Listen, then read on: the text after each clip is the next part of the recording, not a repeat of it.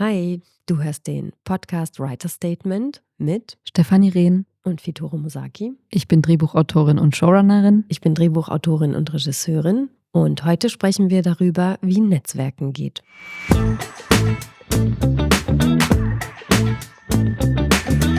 Netzwerken ist so wichtig für uns in der Branche und ich höre ganz viel von DrehbuchautorInnen, die mir sagen, ich habe gar keinen Bock auf Veranstaltungen zu gehen und zu netzwerken, das ist so anstrengend.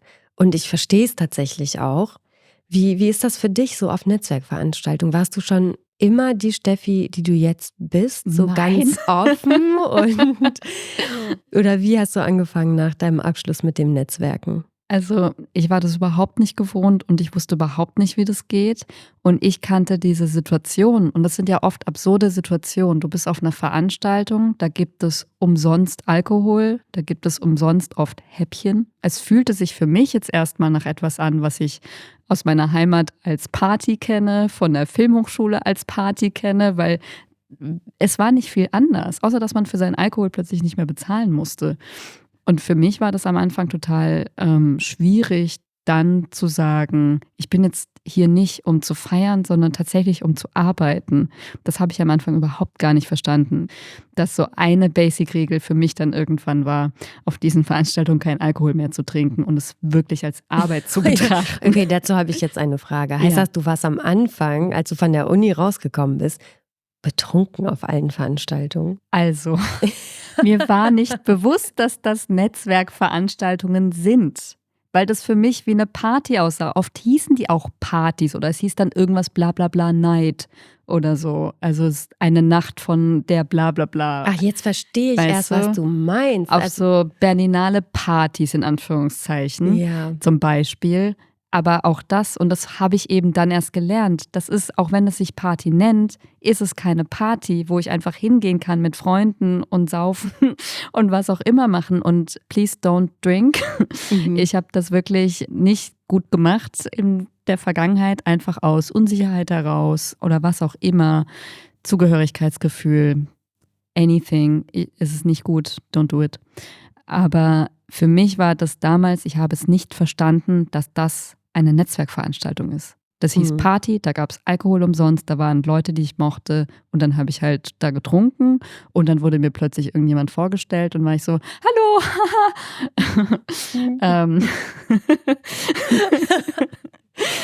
Hätte ich das so gerne schon kennengelernt. ja, besser nicht. Genau, und ich habe dann eben erst mit der Zeit gelernt, weil ich eben dann Begegnungen hatte, aus denen auch tatsächlich dann was entstanden ist, wo ich dann verstanden habe, ach so, wir sind alle hier, weil wir jetzt zu diesem einem Event hierher gekommen sind, um tatsächlich uns auszutauschen und Leute zu treffen im Sinne von, du könntest mir eventuell einen Job besorgen und ich könnte eventuell mit dir zusammenarbeiten oder für dich arbeiten oder was auch immer, das musste ich erst lernen. Mhm. Und das ist halt krass, ja. Ja, es sind ja am Ende, also es hört sich mal nach Party an, aber eigentlich ist es ein Business-Event. Also ein Netzwerk hört sich auch so, also ich habe das früher als so ein bisschen diffus empfunden, dieses Wort, Netzwerken, was soll das bedeuten? Dann hatte ich mal so ein Netz im Kopf und dachte, Netzwerken, was soll das überhaupt bedeuten? Und dabei hatte ich schon ein Netzwerk und habe auch schon genetzwerkt, aber ich habe überhaupt nicht gecheckt, dass es das ist. Ich habe das, glaube ich, erst in den letzten Jahren richtig begriffen. Für mich war es mehr so, das waren einfach Business-Events. Also Business-Events mit Möglichkeiten. Und du sagst ja, du kanntest das schon eben länger und das fällt dir viel leichter. Aber dann sag doch mal, wie netzwerkt man denn dann jetzt tatsächlich gut und richtig? Wie macht man es denn? Also ich weiß nicht, ob es mir jetzt leichter fällt. Ich hatte zum Beispiel einmal eine sehr lustige Erfahrung. Da hat ein guter Kumpel von mir, der selber sehr betrunken war, wollte er mich unbedingt einem Produzenten vorstellen. Und der war so, du musst mit dem zusammenarbeiten, der muss mit dir zusammenarbeiten, ihr passt so gut zusammen. Und der war so süß dabei, weil der betrunken war und dann so völlig kindlich irgendwie so begeistert davon war, dass wir uns treffen müssen, dieser Produzent und ich. Und dann hat er mich zu diesem Produzenten geführt und hat uns betrunken vorgestellt. Und es war so mega sweet, weil das halt trotzdem irgendwie, daraus ist auch etwas entstanden. Und das war für mich dann natürlich auch toll irgendwie zu merken, da ist jemand, der will mich mit jemand anderem zusammenbringen. Und das das gibt mir natürlich auch Selbstbewusstsein. Aber was mich da in diesen Situationen natürlich rettet, ist, ich habe meine Visitenkarten dabei immer und die sehen, vielleicht nicht jedes Jahr, aber mindestens alle 2 Jahre anders aus. Weil ich habe so das Gefühl, ich entwickle mich immer weiter und dann müssen meine Visitenkarten sich auch mitentwickeln und dann gefallen sie mir nicht mehr und dann muss ich irgendwas ändern. Und das mag ich total, dass die dann immer so ein bisschen anders aussehen und ein bisschen mehr von meiner Regiearbeit zeigen. Mal sind die dann puristischer, mal sind die verspielter. Und dann habe ich mein Handy gezückt, als ich vor diesem Produzenten stand, weil wir dann irgendwie in dieser Situation waren, wie tauschen wir jetzt Kontakte aus und ich schreibe dir eine Mail und so und dann vergesse ich es aber und dann war ich so, weißt du was, gib mir jetzt deine Mail, dann habe ich die Mail da reingeschrieben, habe Hallo geschrieben, liebe Grüße von der und der Veranstaltung, wir kennen uns über Dödödö und habe die Mail irgendwann um 2 Uhr nachts oder so geschickt und es kam eine Antwort. Und das war total lustig, wir sind seitdem in Kontakt, also seit einem halben Jahr oder so. Ich finde, du hast jetzt 3 sehr wichtige Sachen gesagt, die ich immer auch empfehlen würde. Erstens, be prepared. Also sei vorbereitet, dass du eventuell jemanden triffst, mit dem du im Kontakt bleiben möchtest oder in den Kontakt treten möchtest. Das heißt, was du jetzt sagst, Visitenkarte oder auch manche Leute haben mittlerweile so einen QR-Code auf dem Handy. Das kann ich zum Beispiel gar nicht empfehlen. Dazu kann ich gleich was sagen. Ja, egal. Aber sei vorbereitet, dass du auf welche Art auch immer schnell und einfach deinen Kontakt weitergeben kannst. Erster, finde ich, sehr guter Rat. Zweiter Rat, den du jetzt so im Nebensatz gesagt hast, du warst da mit deinem Kumpel. Ich würde auch immer versuchen, nicht alleine auf solche Veranstaltungen zu gehen. Weil was passiert, wenn man mindestens zu zweit ist? Du kennst dann schon 50% mehr Leute dadurch, dass du eben nicht nur denkst, okay, ich weiß gar nicht, ob da jemand ist, den ich kenne, dann stehe ich da nur blöd rum, sondern wenn du schon mit jemandem zusammen bist, dann dahin gehst, dann hast du schon mal jemanden an deiner Seite, dann könnt ihr im Zweifelsfall zu zweit da irgendwie blöd rumstehen und dann auch irgendwie sagen, okay, blöde Veranstaltung, wir gehen wieder. Aber meistens kennt man dann eben selber Leute, die man dann der Person vorstellen kann, mit der man hingegangen ist. Und die kennt auch Leute, die man selber noch nicht kennt. Und die kann dir eben wieder auch die Leute vorstellen. Ich finde, das ist ein sehr, sehr guter Trick, um in den Kontakt zu treten mit Leuten, die man noch nicht kennt, eben über Leute, die man kennt. Und ich finde, das dritte ganz Wichtige, was du gesagt hast, ist, wie stellt man sich denn jetzt vor?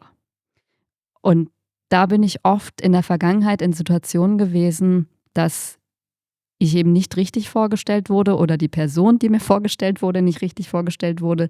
Dann sagt man nur seinen Vornamen, dann steht da halt irgendwie Juliane und ich weiß gar nicht, Juliane, wie heißt du weiter? Ich kenne irgendwie 5 andere Julianes. Bist du eine von denen? Was machst du überhaupt? Aber wenn einfach nur, das ist Juliane und das ist er und das ist er und dann später erst erfährst du, ach, das war die, Mensch, warum wusste ich das denn nicht? Ich habe mir irgendwann angewöhnt und ich werde dafür oft auf solchen Veranstaltungen angesprochen, dass ich das sehr gut mache, dass ich Leute immer vorstelle, Vorname, Nachname mit dem Beruf, den sie machen und noch mit einem Zusatz mit Juliane hat gerade bei dem Film XY nämlich die Ausstattung gemacht und wir kennen uns über das und das. Dass ich sage das immer gleich mit. Ich habe das gelernt aus dem Film Bridget Jones.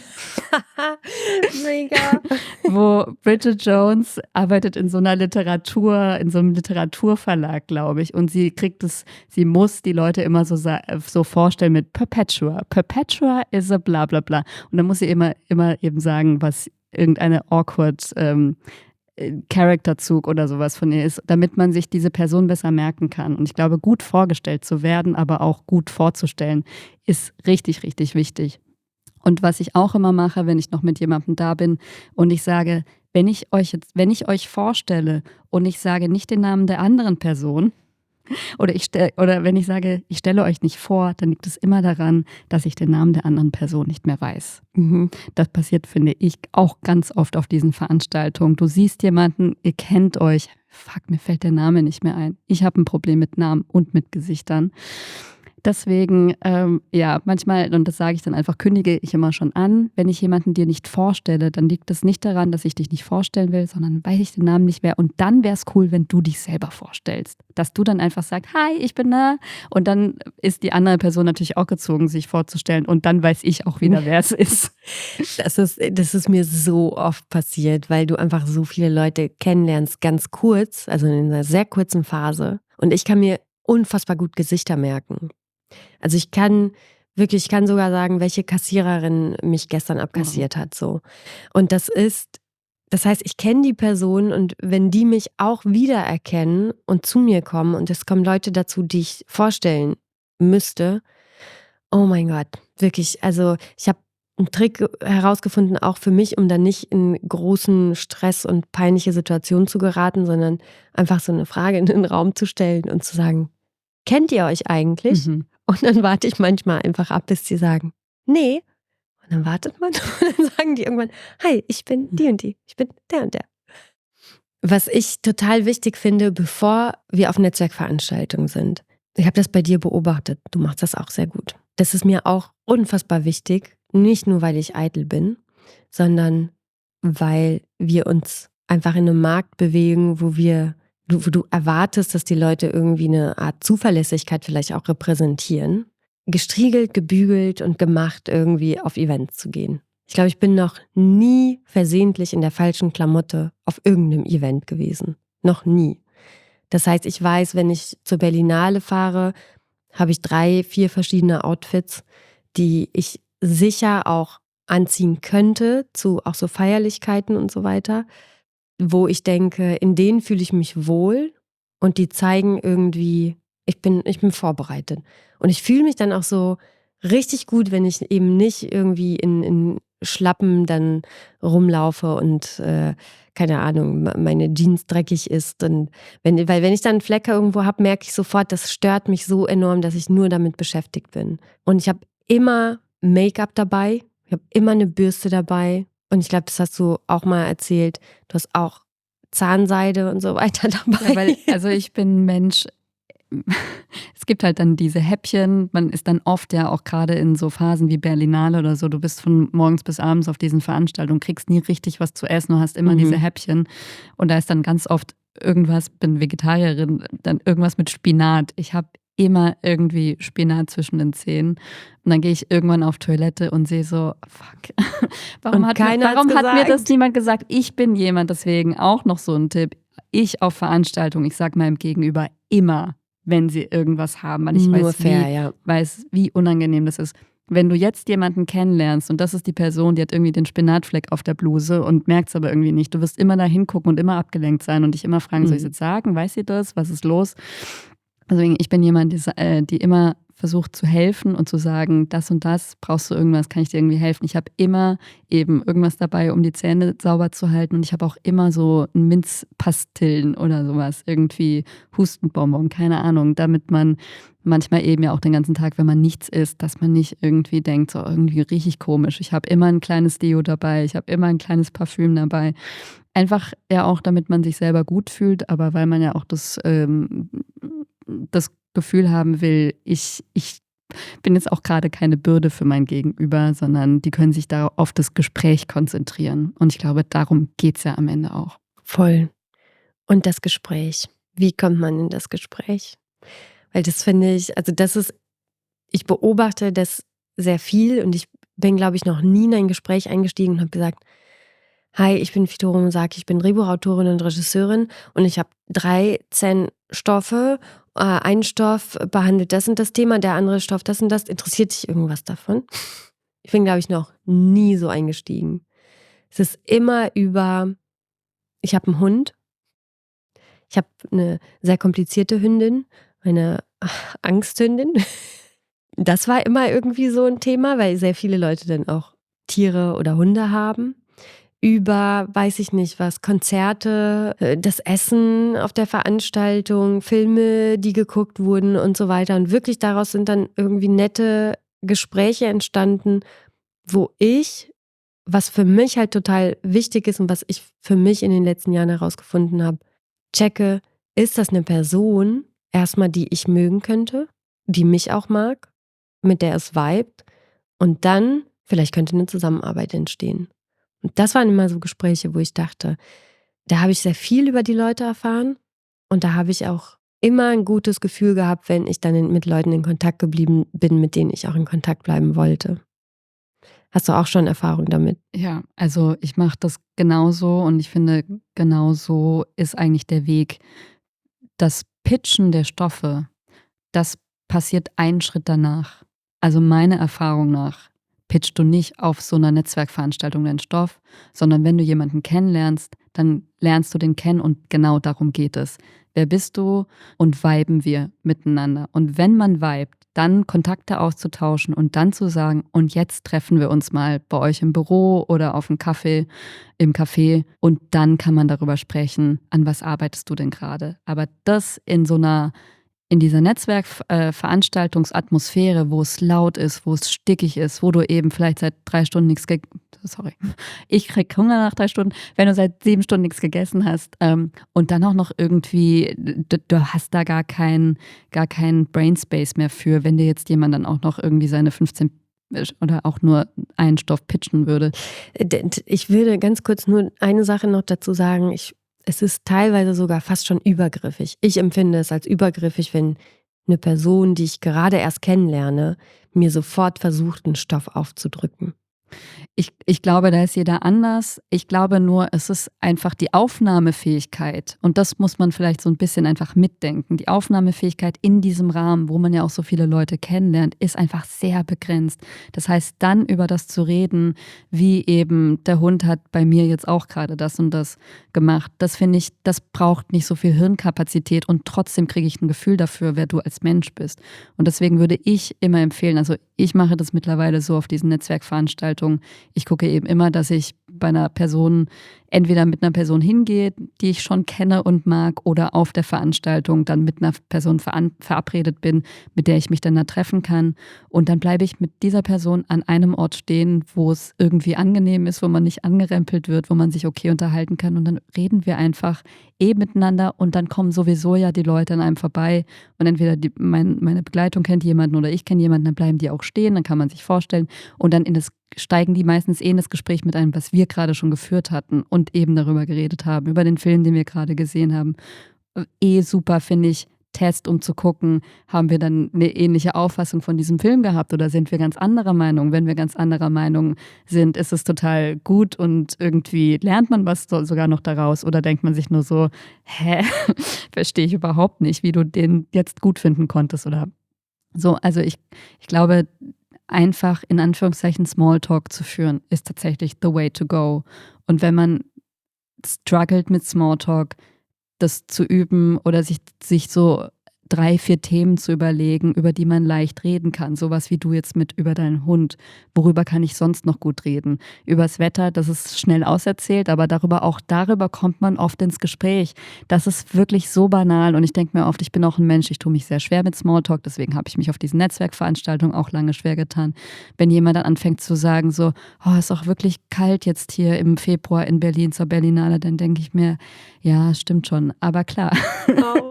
Das ist der Versuch, den Smalltalk zu führen. Und wenn man es nicht anders weiß und manchmal ist es einfach wirklich kalt und dann redet man halt darüber und darüber kommt man dann ja aber vielleicht dahin, das letzte Mal zur Berlinale ist mir aber das und das passiert und dann fängt man vielleicht an, über die Berlinale zu reden und was irgendwie das schönste Berlinale-Erlebnis war oder sowas. Also was sind Gesprächsthemen, wo man sich selbst irgendwie wohl bei fühlt, wo man nicht zu tief gehen muss, wo es tief gehen kann, aber in diesem Setting wahrscheinlich sowieso nie passiert. Und read the room. Wenn ich das Gefühl habe, ich überlade die Person gerade oder die scannt den Raum gerade nach irgendwie einer anderen Person, die will lieber mit jemand anderem reden, als nicht mit mir, nicht persönlich nehmen. Da sind irgendwie noch 100 bis 500 andere Menschen. Natürlich ist man hier, um zu netzwerken und zwar nicht nur mit einer Person. Und wenn ich das Gefühl habe, ich halte die gerade auf, dann sage ich auch irgendwie, ich gehe jetzt mal weiter und gehe dir nicht weiter auf die Nerven. Auch das finde ich irgendwie so ein Skill, den ich erst lernen musste. Wie fühlt sich das an? Wann merke ich das auch bei mir selber, wenn jetzt irgendwie so genug ist? Und dann kann man das auch gut beenden, indem man eben sagt, ich gehe mir jetzt mal was zu trinken holen, ich gehe jetzt mal auf Toilette oder einfach, ich gehe jetzt noch irgendwie weiter. Ich habe da jemanden gesehen. Das muss auch nicht stimmen. Aber wenn man das Gespräch beenden will, einfach sagen, ich gehe jetzt weiter, ich wollte dann noch mit jemandem sprechen. Hat mich gefreut, tschüss. Mhm. Und andererseits finde ich auch wichtig, wenn du selber jemanden ansprichst, nicht das Interesse zu verlieren und dann nach weiteren Personen zu gucken. Ne? Klar. Weil das ist mir schon öfter aufgefallen und das ist auch kein gutes Gefühl der anderen Person gegenüber. Egal wie gut du die kennst oder wie schlecht. Es ist was anderes, wenn du sagst, da ist irgendwie die Produzentin, mit der ich unbedingt mal zusammenarbeiten will. Sorry, ist okay, wenn ich ganz kurz. Also, ne, das finde ich immer noch besser, als dann einfach nur da zu stehen und dann mit den Augen andere Leute zu scannen, während du eigentlich eine andere Person angesprochen hast. Absolut, absolut. Nee, das sollte man nicht machen. Manchmal ergibt sich's eben, dass man die anspricht und dann eben genau in dem Moment, die dann vorbeiläuft. Dann ehrlich sein. Ja, finde ich auch. Finde ich auch. Oder sich überlegen, was ist jetzt gerade wichtiger? So, ich meine eben, wir sind ja alle dann, um zu arbeiten und es ist dann auch okay. Oder man sagt, nee, das Gespräch ist mir jetzt, in das ich jetzt gerade reingegangen bin, ist mir auch wichtig. Dann bleibe ich auch da und dann sage ich mir halt dann, und dann treffe ich die einfach wann anders. Das ist auch oft mein Learning gewesen, wenn man auf irgendeine Veranstaltung geht mit dem Ziel und ich muss jetzt mit der und mit der und mit der Person sprechen, das passiert dann eh nie. So, die sind dann nicht da oder die Wege kreuzen sich nicht oder du hast das Gefühl eben, die ist gerade, hat keine Offenheit dafür. Deswegen dieses sich vorzunehmen, das hat bei mir tatsächlich noch nie funktioniert. Deswegen habe ich mittlerweile eben dieses System, ich stelle mich in die eine Ecke mit der einen Person und dann kommen die Leute eh. Und wenn die Person nicht kommt, dann passiert es vielleicht irgendwo anders. So, aber ich versuche es nicht mehr zu forcieren, weil dann kommt man in so eine Angestrengtheit und ich finde, dann wird alles eben auch nicht mehr so leicht, dann float auch der Smalltalk nicht mehr so, sondern man guckt eben die ganze Zeit, man ist angestrengt, man ist angespannt. Und das sollte es im besten Fall nicht sein. Im besten Fall geht man dahin, um einfach generell zu netzwerken. Und das kann dann alles bedeuten. Einfach nur den ganzen Abend mit einer Freundin zu reden, die man lange nicht gesehen hat oder die man vor 2 Stunden erst auf der anderen Veranstaltung gesehen hat, aber mit der man jetzt darüber reden wollte, wie das war. Oder eben auch plötzlich an einer Veranstaltung 3 ganz tolle Begegnungen gehabt zu haben. Ich finde, das kann man nicht planen, aber es passiert eher, finde ich, wenn man eine Offenheit hat, als wenn man dieses angestrengte, ich muss das. Total. Kann ich so unterschreiben. Und das bringt mich zu dem Punkt, die große Frage, wie komme ich überhaupt auf so eine Veranstaltung? Weil wenn man schon mal da ist, fair enough. Aber überhaupt da reinzukommen, das ist ja auch oft der große Struggle, weil man ja eben weiß, Netzwerken ist so wichtig. Es ist so wichtig, sich sehen zu lassen. Es ist so wichtig, mit den Leuten ins Gespräch zu kommen. Aber wenn ich gar keinen Zugang dazu habe, ja, was mache ich denn dann, Vittore? Steffi, ich weiß, dass du eine sehr wilde Vergangenheit hast. Warum erzählst du nicht, wie man auf so Veranstaltungen kommt? Denn ich bin wirklich für mich wie ein Landei. Ich habe immer Angst, bei einer Straftat erwischt zu werden, die ich nicht mal mache. Du hast aber erzählt, dass du eine ganz spezielle Art hast, oder damals hattest, um auf so Veranstaltungen zu kommen. Erzähl doch mal. Naja, klar. Also wenn du als Filmstudentin oder auch gerade frisch aus der Filmhochschule draußen bist, bist noch auf gar keinen Listen, kriegst keine Einladung und gar nicht, die Leute wissen ja gar nicht, dass es dich gibt. Und trotzdem ist es total gerade auch wichtig, an dem Punkt dann in diese Veranstaltung reinzukommen. Was wir dann viel gemacht haben, wir hatten dann so eine WhatsApp-Gruppe, wo wir dann ganz viele Studierenden drin waren, und alle haben dann immer reingeschrieben, wann ist welche Veranstaltung, wo gibt es Bändchen, wo kommt man mit einem Bändchen rein und wer geht da hin, wer hat eine Einladung und wer geht dann wann wieder raus und kann dir sein Bändchen übergeben.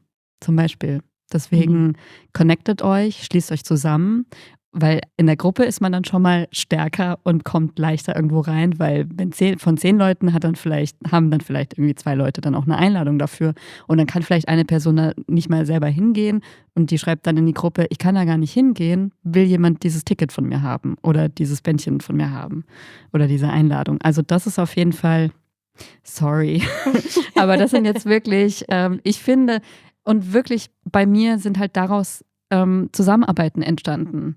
Dass ich mich auf Partys gesneakt habe während solchen Veranstaltungen, wo ich keine Einladung für hatte, wo ich keine Berechtigung hatte, dort zu sein, aber trotzdem dort war und sich dann daraus was ergeben hat. Und klar, irgendwann hast du dann eine Agentur und die kann dann für dich das anfragen. Oder eben, wenn du dann mit Produktionsfirmen sowieso zusammenarbeitest, die laden dich dann ein. Mittlerweile, klar, bin ich an dem Punkt, ich gehe dahin, wo ich eingeladen bin. Mittlerweile ist es ja auch dann so, dann hast du tatsächlich viel zu viel und musst dann auch aussortieren. Und wenn du dann eine Gruppe hast und dann irgendwie Leute hast, das mache ich, sorry, darf ich das sagen? Das können wir ja dann schauen. Das mache ich auch heute noch. Ich bin auch immer noch in Gruppen drin und wenn ich sage, ich gehe jetzt von der Veranstaltung weg, will irgendjemand mein Bändchen haben und jemand gerade da ist. Und das natürlich auch Menschen sind, wo ich weiß, die werden jetzt nicht den Laden verwüsten. Die sind auch alle in dieser Branche. Das sind irgendwie Freunde von mir, Freundinnen von mir. Dann mache ich das auch. Und weil ich eben weiß, wie wichtig das teilweise ist, an einem bestimmten Punkt in der Karriere auf diese Veranstaltung zu sein. Ich finde das total sweet. Das ist Nachwuchsförderung. Finde ich auch, wirklich. Weil wie gesagt, mir hat es damals Türen geöffnet und ich finde es so wichtig und es ist manchmal so schwierig, auf diese Listen reinzukommen, in diese Veranstaltung reinzukommen. Und wenn du mal da bist, das ist ja auch oft das Ding, dann wird immer über diese eine Veranstaltung gequatscht und alle wollen da hingehen und alle sind dann da und dann sneakst du dich da mal rein und denkst dir so, ach so, hier ist es total langweilig, ich gehe wieder. Ja. Ja, Steffi und ich, wir haben uns auch mal in eine Veranstaltung reingesneakt. Das war ganz aufregend. Ja, für dich. Aber ich dachte mir nur so, was hat sie denn? Da stehen doch Leute, die gehen da jetzt, die haben ihre Bändchen, die brauchen die doch nicht mehr. Ich falle da wirklich auf. Das ist so, es steht mir auf der Stirn geschrieben, ich bin nicht eingeladen, ich sneake mich rein. Nehmt mich fest. Das ist echt so absurd. Aber egal, lass uns mal darüber sprechen, wie es weitergeht. Ne, Veranstaltungen besuchen, Leute kennenlernen, alles super wichtig. Was aber der nächste Schritt ist, ist das in Kontakt bleiben. Das ist nämlich gar nicht so leicht und das bedarf, finde ich, auch so ein bisschen an Strategie und auch Lernen, also was hat man abgemacht? Hast du mit einer Person gesprochen, die hat gesagt, ey, ich schick mir mal Stoffe? Schickst du dann direkt in der nächsten Mail tatsächlich die Stoffe? Oder hat die Person gesagt, lass uns mal auf einen Kaffee treffen und du schreibst ihr am nächsten Morgen um 7:30 Uhr, hey, hast du gleich Zeit für einen Kaffee? Habe ich alles schon erlebt tatsächlich. Aber wie ist das bei dir? Wie bleibst du in Kontakt mit den Leuten? Also du warst auf einer Veranstaltung, jemand sagt dir, lass uns mal auf einen Kaffee treffen. Oder sagen wir mal, jemand sagt dir, schick mir doch mal Stoffe zum Lesen. Wie ist dein nächster Schritt? Also ich habe die Person gerade erst kennengelernt und die sagt, schick mal was. Oder lass uns mal austauschen zu Stoffen oder so. Also gehen wir jetzt mal von dem Fall aus, das ist eine Person, die ich unbedingt kennenlernen wollte, die ich ganz toll finde, mit der will ich zusammenarbeiten. Und die sagt jetzt, ja wie cool, dann lass in Kontakt bleiben und schick mir doch gerne schon mal was zu lesen. Dann mache ich das auch. Dann gehe ich nach Hause und wenn man jetzt in so einem Rahmen von Berlinale ist, dann überlege ich immer, wann ist ein strategisch guter Zeitpunkt, um auch was rauszuschicken. Und ich glaube, am nächsten Tag um 7:30 Uhr ist wahrscheinlich kein guter Zeitpunkt, weil das ist mir auch zu früh. Ich muss mich ja auch hinsetzen und mir überlegen, was schicke ich denn jetzt eigentlich? Wie formuliere ich die E-Mail? Das heißt, ich warte meistens ein paar Tage und mache das selber, wenn ich eine ruhige Minute habe und weiß, dann hat die andere Person ja wahrscheinlich dann auch irgendwie diesen Trubel hinter sich gelassen und ist wieder im Alltag und sitzt wieder am Rechner und kann sich wieder mit solchen E-Mails beschäftigen. Genau, und dann schicke ich meistens, würde ich sagen, vielleicht ungefähr eine Woche später was raus. Manchmal auch, wenn ich sage, oh, eigentlich würde ich gerne diesen Pitch schicken, der ist aber noch gar nicht so weit, aber wenn ich jetzt noch eine Woche mehr ins Land streichen lasse, dann ist der so weit, dann dauert es auch mal 2 Wochen. Finde ich total in Ordnung, weil man sich ja dann in der E-Mail darauf bezieht. Wir haben uns bei der und der Veranstaltung kennengelernt, schreibe ich dann immer, vielen Dank nochmal für das nette Gespräch. Wie besprochen oder wie angekündigt, schicke ich dir jetzt schon mal was zu lesen, freue mich total auf dein Feedback und melde dich, sobald du Gedanken dazu hast. Liebe Grüße. Viel mehr mache ich, glaube ich, nicht. Machst du das anders? Ja, ich mache das tatsächlich auch genauso. Also ich gucke, wie sind meine Kapazitäten, was habe ich überhaupt fertig, was will ich überhaupt schicken. Und ich finde es tatsächlich, wenn ich eine Person zum ersten Mal kennengelernt habe und merke, die findet das, was ich mache, richtig cool, dann würde ich nie eine Serienbibel, die Pilotfolge und Mood-Trailer schicken, sondern ich schicke immer nur Loglines und dann sagen, ey, guck mal, das sind meine Themen, wie findest du, was genau interessiert dich am meisten? Ich fände es aber schön, wenn wir auch mal einfach nochmal einen Zoom-Kaffee haben oder so. Und dann auch erstmal wirklich wenig rauszuschicken, weil das gehört auch zum Netzwerken dazu. Also weil das ist ja auch der erste Eindruck, ne? Das, was du dann rausschickst nach dem Kennenlernen, das schafft ja auch einen Eindruck. Und wenn du dann zu viel rausschickst, das habe ich am Anfang auch gemacht, dann einfach so meine 70-seitige Serienbibel rausgeschickt. Wow. Mit allem drum und dran. Richtig übertrieben, aber so auch einfach aus Unerfahrung. Und es hat mich tatsächlich gelehrt, so weniger Informationen, komprimiertere Informationen, um einen ersten Eindruck zu schaffen, ist viel besser. Weil ich kriege auch manchmal E-Mails. Ich habe zum Beispiel letztens mit einer Produzentin geschrieben zu einer ganz anderen Sache und dann hat sie mir einfach geschrieben, hey, wenn du Ideen hast, schick mir mal was. Und das bedeutet natürlich nicht, wenn du Ideen hast, schick mir dann einfach mal deine fertigen, konzipierten Sachen. Natürlich bedeutet das, schick mir eine Mail mit Ideen von dir. Und das bedeutet auch mal nur einen Satz. Und das finde ich auch enorm wichtig, um im Kontakt zu bleiben. Und dann auch abzuwiegen, wie weit bin ich mit den Stoffen und auch ehrlich damit zu sein, weil wenn du sagst, dazu habe ich schon das fertige Drehbuch und das Drehbuch ist erst zu einem Drittel fertig und die sagt dann, oh, schick mir das doch mal, kannst du halt nicht noch einen Monat dran arbeiten und erst nach einem Monat sagen, so, das Drehbuch war in der Vergangenheit fertig, aber ich habe es erst jetzt geschafft, den Anhang in die E-Mail anzufügen und dir zu schicken.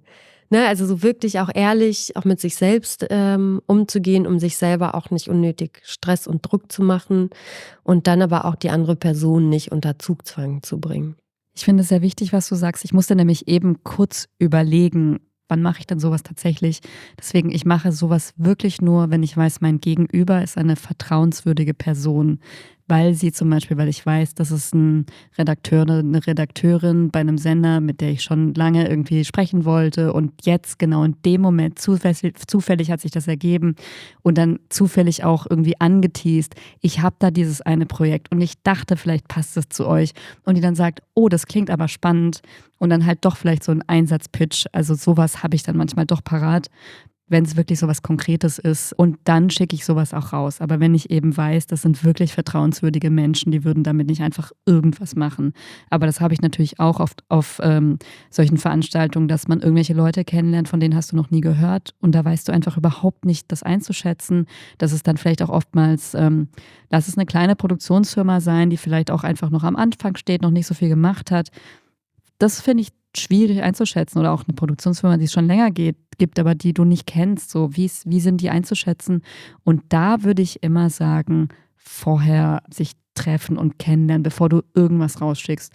Und dann im Gespräch die Ideen wirklich grob zu pitchen und zu gucken, wo resoniert was. Und dann nicht einfach irgendwie alles rauszuschicken, sondern meistens merkt man ja, diese 2 Themen, da könnt ihr jetzt nicht so viel mit anfangen, aber dieses eine Thema, da matchen wir.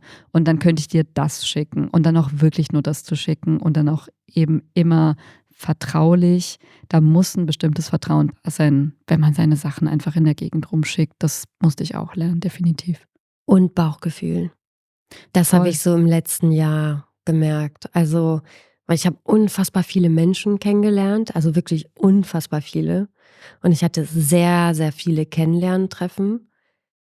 Und meistens, wenn ich gemerkt habe, so irgendwie mein Bauchgefühl macht da irgendwas, dann habe ich auch erst letztes Jahr gelernt, nach meinem Abschluss tatsächlich, dass ich darauf hören muss und dass ich checken muss, dass das nicht funktionieren kann und dass es sowas von okay ist, dann einfach zu sagen, okay, mit der Person kann ich nicht für ein Projekt so lange verheiratet sein und nicht alles als eine mögliche Chance zu sehen, sondern da auch für dich selber zu checken, mit wem kann ich und mit wem will ich überhaupt. Unbedingt, unbedingt.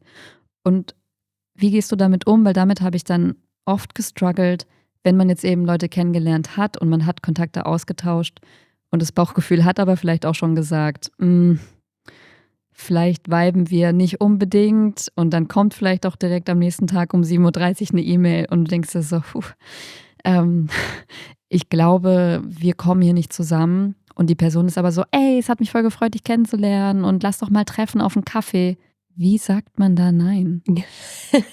Zu dem Kaffee meinst du? Ja, also wenn dein Bauchgefühl und alles dir schon sagt, es vibet doch nicht und eigentlich will ich das doch nicht. Ich habe da wirklich sehr viel gestruggelt mit, wie man da damit umgeht, ohne unhöflich zu sein, ohne jemandem auf die Füße zu treten, ohne sich dann aber auch selber wieder in diese Situation zu bringen, dann halt zu sagen, ja, mein Gott, einen Kaffee, dann machen wir das halt. Ich finde es wirklich irgendwie so eine schwierige Sache, wie man auch da dann auf der anderen Seite dann wieder mit umgeht. Auch da, man muss ja auch nicht jeden kennenlernen, man vibet ja auch nicht mit jedem. Das passiert ja jedem Menschen so. Aber wie kann man das gut formulieren, sodass einerseits die Message klar ist, aber andererseits man auch nicht unhöflich ist? Das ist eine sehr gute und wichtige Frage. Vielleicht, ich überlege nämlich gerade, ob ich das mal hatte, dass ich gedacht habe, doch, also es gibt, glaube ich, schon Situationen, wo ich auch wegen meiner Kapazitäten, weil ich eben auch wirklich viel medienpolitisch unterwegs bin, dann dachte so, nee, also ich kann jetzt nicht noch mehr Leute kennenlernen, weil es passt einfach nicht in dem Rahmen, der mir gerade zur Verfügung steht. Und da hat mir sehr viel geholfen, einfach eben wirklich darauf zu setzen und zu sagen, ich habe gerade super begrenzte Kapazitäten. Ich schaffe das leider nicht. Ich kann erst ab Juli wieder oder so, ne? Das hatte ich auch schon mal und das habe ich auch genauso gemacht. Und dann hat sich die Person Punkt 1. Juli wirklich? gemeldet und gesagt, so, jetzt ist ja Juli und wie sieht's aus? Hast du dich dann getroffen? Nein. Ich habe dann gesagt, ja, jetzt hat sich ganz viel ergeben und jetzt habe ich gar keine Zeit mehr, tut mir leid. Aber das ist halt immer das Ding. Den Rat habe ich eben mal bekommen, auch wirklich zu sagen, einfach zu sagen, ich habe keine Zeit, Punkt, selbst wenn du Zeit hättest. Das fühlt sich für mich immer nicht ganz so authentisch an, aber wahrscheinlich ist es dann doch der Weg, weil das ist ja genau das Ding. Wie machst du die Message klar? Ich will mich nicht treffen und wie bist du nicht unhöflich? Ne? Und unhöflich bist du halt wahrscheinlich, wenn du sagst, ich glaube, du bist doof. Ich habe keinen Bock auf dich. Ich habe keinen Bock. Danke, nein. So, das ist wahrscheinlich irgendwie nicht die Art. Wie macht man es dann? Ja, zu sagen, ich habe wirklich gerade gar keine Zeit, gar keine Kapazität. Deswegen habe ich halt gelernt, nicht zu sagen Juli. Oder bei mir war es damals, ich habe, glaube ich, gesagt, ach, weiß ich nicht, sage ich jetzt nicht. Okay. Aber dann halt einfach wirklich auch klar zu sagen.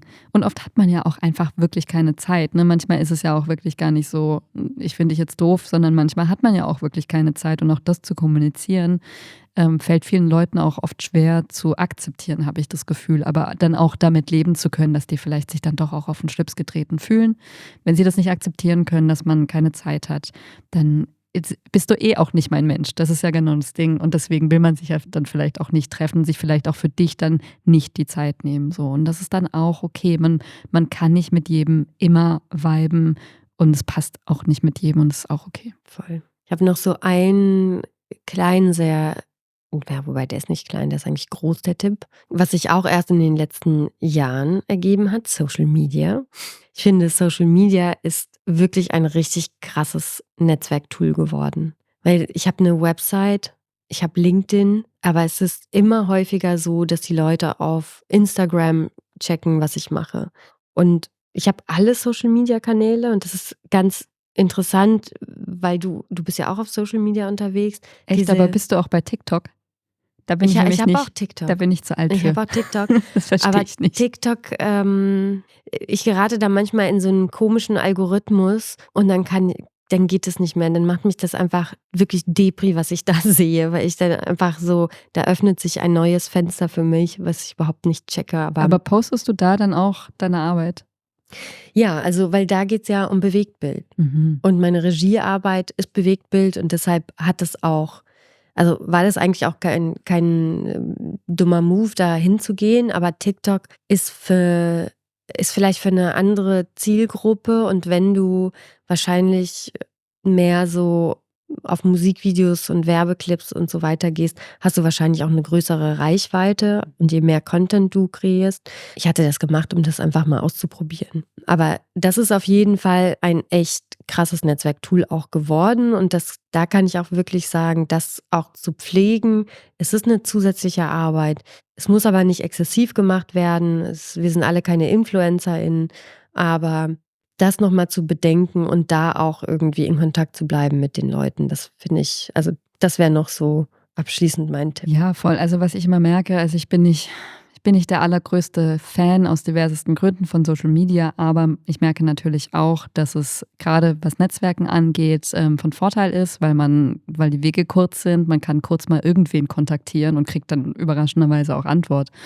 Das ist schon toll. Und was ich tatsächlich merke, dass wenn ich etwas poste oder wenn ich eben auch ein bisschen regelmäßiger, ich teile auch wirklich nur arbeitsbezogene Inhalte, aber wenn ich ein bisschen regelmäßiger was poste oder wenn ich auch generell mal was poste, dass Leute mich dann plötzlich kontaktieren, mir eine E-Mail schreiben oder eine WhatsApp schreiben oder auch über Instagram schreiben, zu was ganz anderem, was nichts damit zu tun hat, was ich gepostet habe. Aber alleine dadurch, dass ich was gepostet habe, bin ich bei denen im Feed aufgetaucht. Das hat sie erinnert, dass es mich gibt. Das hat sie erinnert, dass sie irgendwie sich mal mit mir treffen wollten oder was weiß ich was. Und dadurch merke ich so, ach so, auch das hat was mit Präsent und Sein zu tun und Netzwerken. Also nicht nur im echten Leben in Anführungszeichen, auf diese Veranstaltung zu gehen, sondern auch in dieser Social-Media-Bubble präsent zu sein, bringt dir eine bestimmte Form von Sichtbarkeit oder auch, dass die Leute ja einfach sich erinnern, ach ja, das bist du und das Tolle bei Social Media, was man bei diesen Netzwerkveranstaltungen nicht hat, da steht halt direkt der Name, da steht direkt auch, was du machst, du weißt direkt so, ach ja, klar, die Steffi, warum haben wir uns denn jetzt seit 3 Monaten nicht getroffen? Ich wollte mich doch melden und dann melden die sich.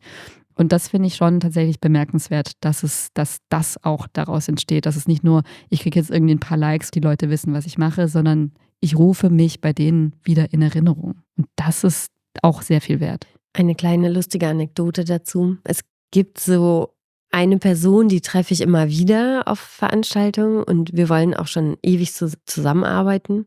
Es hat irgendwie einfach noch nicht geklappt, weil jeder macht so irgendwie sein Ding und dann muss man sich wirklich zusammensetzen und das haben wir einfach noch nicht geschafft. Und ich erinnere mich an eine Situation. Da haben wir irgendwie darüber gesprochen, woher wir uns kennen. Und dann sollte ich mein LinkedIn aufmachen und das war für mich so interessant. Dann meinte diese Person, lass mich doch mal checken, wen du noch auf LinkedIn kennst. Dann gucke ich mal, wie unsere Verbindung ist. Und das fand ich so lustig, weil ich dachte, das ist eigentlich auch so ein Ding. Wen kennst du? Wer kennt dich? Und was sagt das vielleicht über dich aus? Absolut, schon. Ich gucke auch, wenn ich irgendwelche Anfragen kriege bei LinkedIn oder wo auch immer, dann gucke ich auch oft, wenn ich dich nicht kenne, wie viele gemeinsame Verbindungen haben wir. Wenn wir 150 haben, dann sind wir sehr nah in einem Orbit. Wenn wir irgendwie 2 haben, dann weiß ich nicht genau, ob da wirklich eine Verbindung da ist. Und dann nimmst du die Leute auch an, wenn ihr 150 Leute gemeinsam kennt, auch wenn du die Person nicht kennst. Wenn ich ein gutes Gefühl dabei habe, ja. Es gibt auch Leute, mit denen habe ich vielleicht 150 Menschen als Verbindung, aber vielleicht müssen wir uns auch trotzdem nicht verbinden. I don't know. Also müssen die ein schönes Profilbild haben. Unbedingt, ja. Okay. Das haben wir ja schon gesagt. Eine Make-up parat haben, den Kamm parat haben. Das ist ganz, ganz wichtig. Achtung, Ironie. Oh, das ist gut, dass du das noch gesagt hast.